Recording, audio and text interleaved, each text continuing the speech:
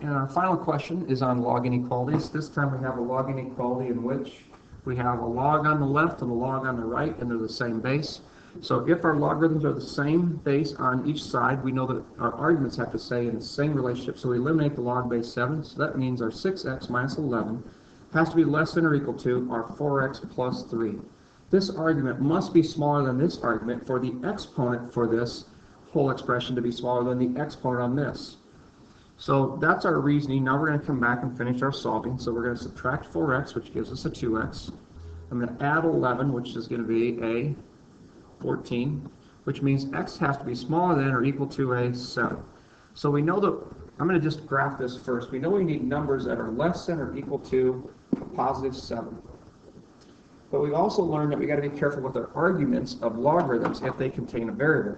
And this time they do. We have arguments here of 6x minus 11. We've got to make sure that 6x minus 7 isn't negative, so we want it to be positive. So what we do is we take this argument, the 6x minus 11, and we make sure that it is positive, which means it's got to be greater than 0, which means our 6x has to be greater than 11, which means we can only put in values of x that are greater than 11, 6.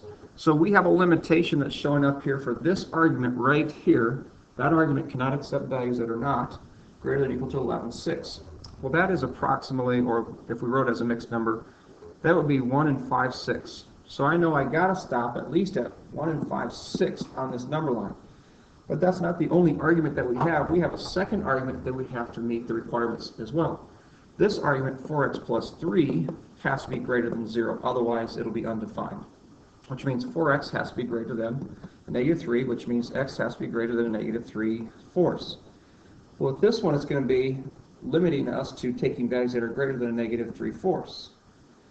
So, okay, here's where we got to go through our thinking process. We want all numbers that are smaller than 7, but we want both of these arguments to be defined. We want this argument to be defined, and we want this argument to be defined.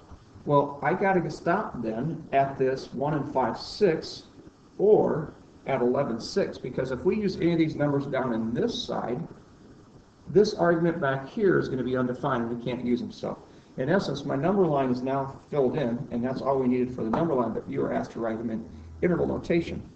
If you have an open circle, as we have here, then it's a parenthesis, and we'll go 11, 6. We can go all the way up to 7, and it's a closed circle, so it'll be a square bracket. So our solution set in interval notation was anywhere from 11, 6 up to 7 inclusive.